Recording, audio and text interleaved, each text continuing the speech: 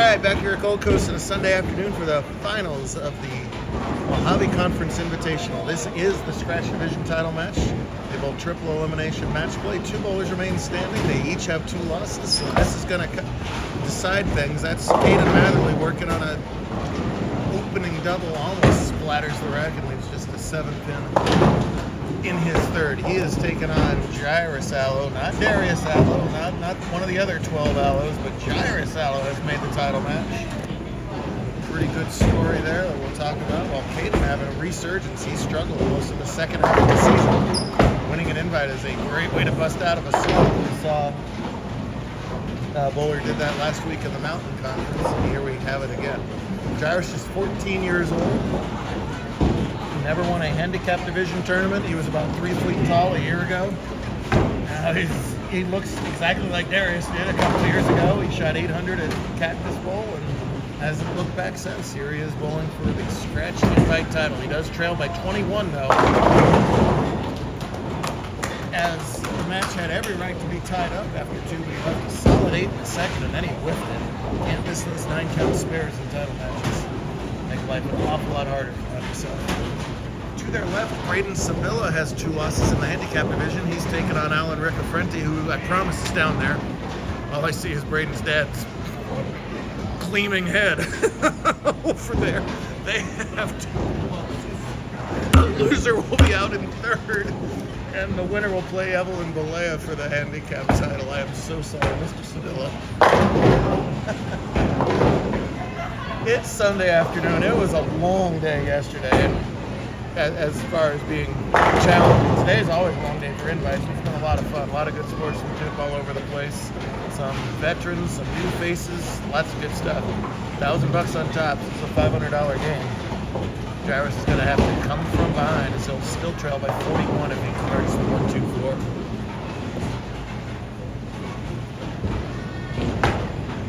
After today, the top 20 Mojave point scorers advance to the TPC, which is right back here in Vegas over at Strike Zone. Oh boy, that lane 5 not being his friend right now as he goes open on those 2 lanes, on those 2 shots on that lane, to really fall further behind.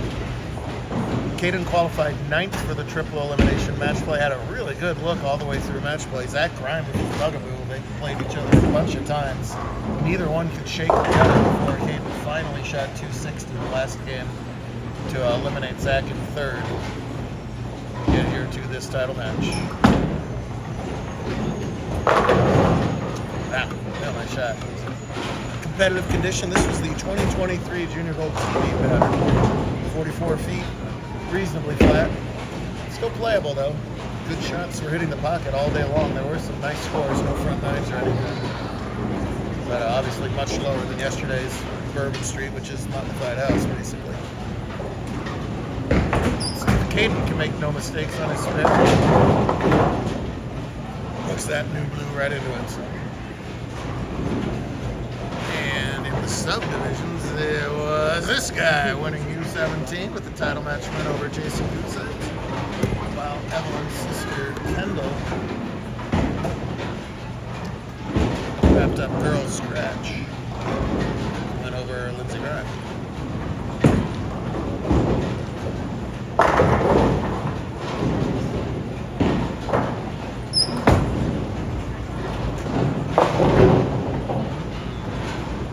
Caden had a chance to put a hammerlock on this match.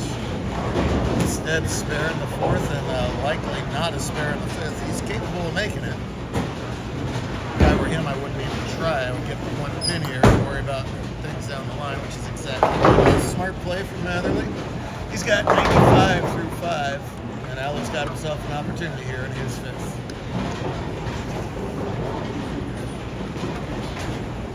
Jairus and Darius both made the cut today to the top 16. They played each other about halfway through the bracket. I believe Jairus won that one too. Confirmed by the staff department to my right.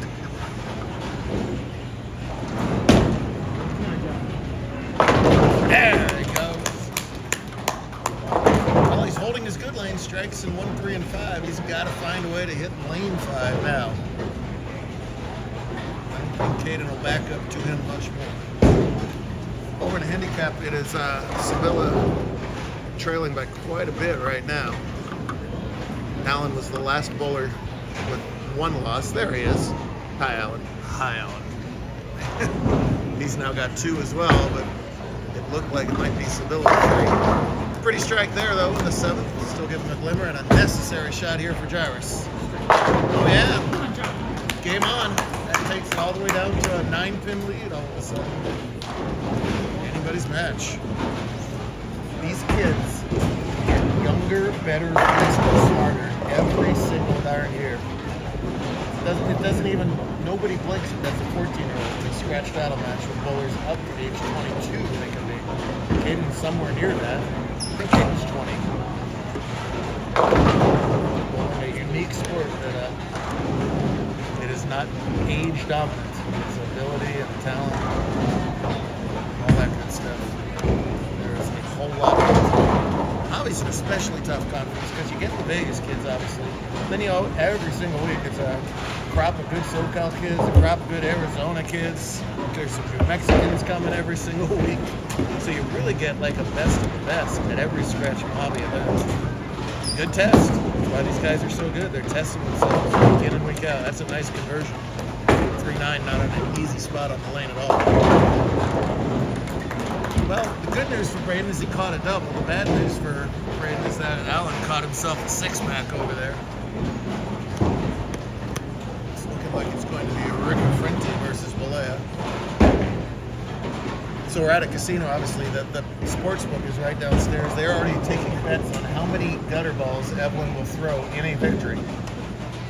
Because her last 2 games have been gutter ball filled, and they're both wins. There's a nice shot from Caden. 3-time JBT champ. Caden had the all-conference points lead halfway through last year, and then all of a sudden Andrew Guma just erased the rest of the tour and put about 1,000 points between him and everybody else. It's been a long road back since then for Madeline. Inching closer, but here's Jairus on a double in the 7th. Solid ball. Excellent shot. Must cover your corner pins. Hey, giant thanks. So I have a moment to Lewis and the whole team here at Gold Coast. It's been a while since we've been here. It was a great visit. Busy center.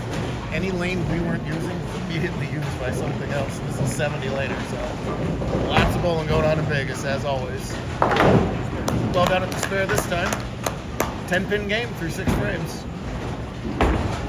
Shot of Alan here throwing strike after strike. Of course, I put the camera on him and he doesn't. Ain't that always the way? He's relaxed. It's a 14-pin. Correct.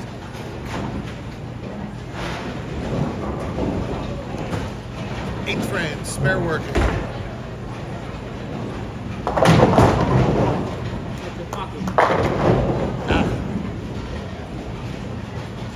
Another good shot. Another half 10. Yes, sir.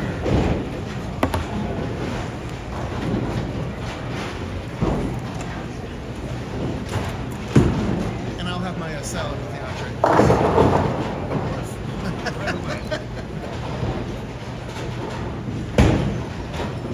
Awesome. Yes, sir. I'll be back up.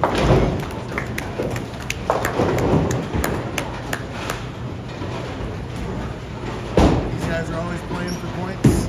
I promise you, I'm always playing for points. Doesn't change once you're an adult. It may get worse. Southwest points and Hilton points. Aloe did a nice job covering up his 10 pins. Another opportunity for Madeline here. Strike working in the 8th. Good ball. No, man. Boy. $1,000 on the line. All of a sudden, those corner pins start popping up. 7s for Kate, 10s for Chris. Well, a couple games ago, Alan got 260 blasted on him. So he says, I'll return the favor, shoot 230 myself. Alan and Navy are about to play for the handicap win with a 3rd place finish. Braden, gotta make your corner. No. Still got TPC. The match before Caden eliminated Zach, he also put Zach clear, the only bowlers left. He whiffed a spare to force that extra game, which he was able to win. There is no extra game in this scenario. Another 9 miss. Flip-flops the lead. Caden now trails by 1. Holy Toledo.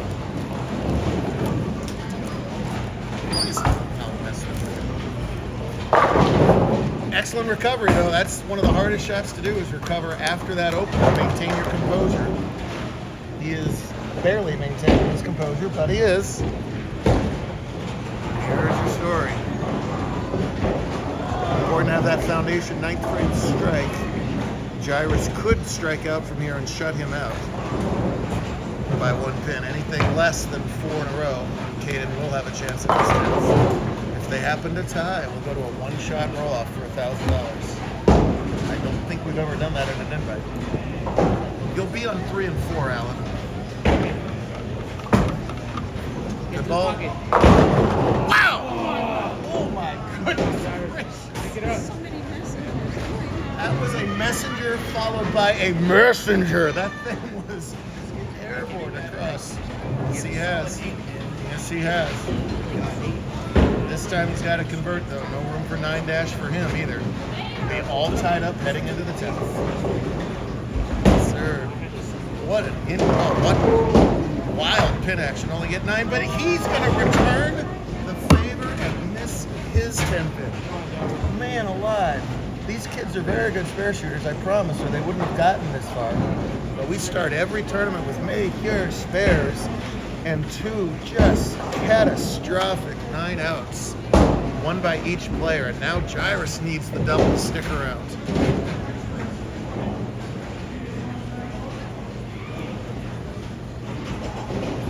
Oh my goodness. After making his previous 2 10 pins. Come on, get to the puck. A little fast, right through the break point, 2 pins. Spare strike is 172. Caden would get any combination of 9 on 2 balls for 171. So the spare obviously is mandatory. The strike on the fill ball is super important as far as forcing the mark out of Caden. Oh, there are 3 9 outs on the scoreboard, 2 versus 1, and they tell the story in this match. Converts there. Jairus always a bit of a poker face. Looking back at Team Mallow right now.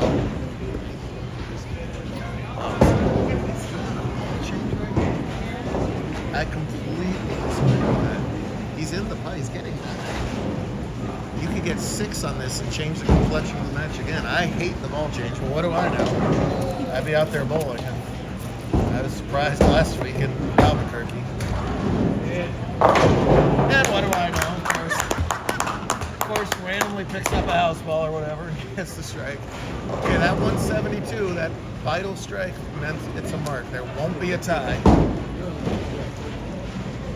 win a major tournament, to win $1,000, Caden Matherly, the ball is in his hand, any mark will do it.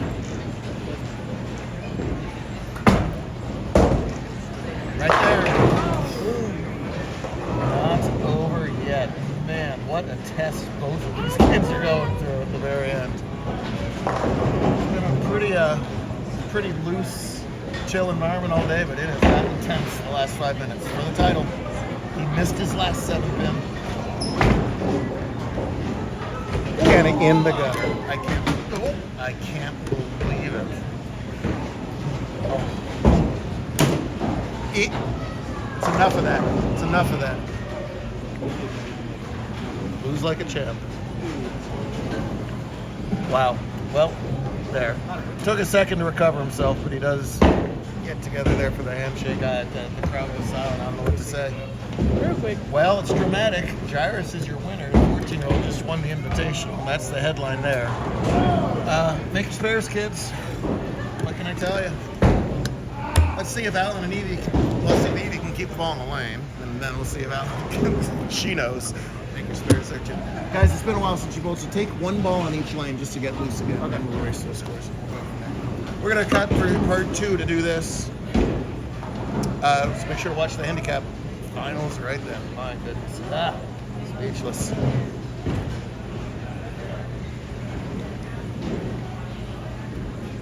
Dale bowlers and parents, sometimes they go like that. A difficult title match for both bowlers there.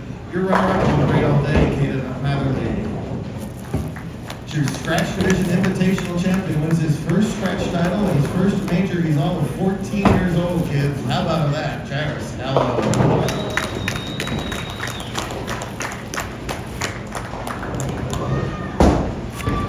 Goodness. Evie and Alan are going to put on a show here in the handicap title match. Alan, your handicap is 41. Evie's is 53. So it's a 12-pin difference, Alan. You're going to have to beat Evie by 12 to tie, 13 to win. $500 for the runners-up, $1,000 for our invite champs. Evie's got a bunch of titles. She's the handicap all-conference points leader getting into this. Yes, you are. You will be now. Yeah. Oh, I guess Peyton was jumped her. Alan, you have the doubles title with Caleb, and that's it. That's it, right? So Alan looking for his second career win and for his singles win. You don't need no Caleb on your own. Caleb beats Alan. There you go. You want to go first?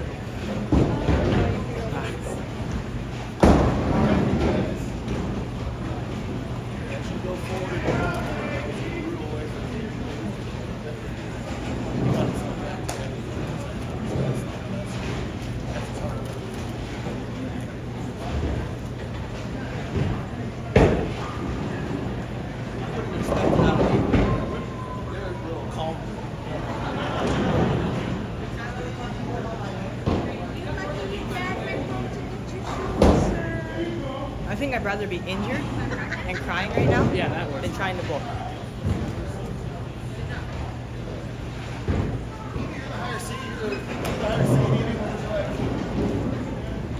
Do I just stay in the same zone? Do I stay in the same zone as too?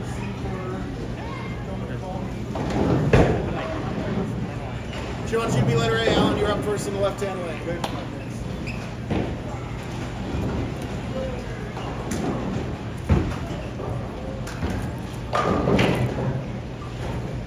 I gave you a plaque, so whose is this? I gave Zach a plaque. I gave...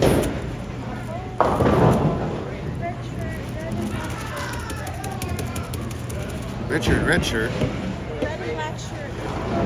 Oh, Brady, of course. Yes.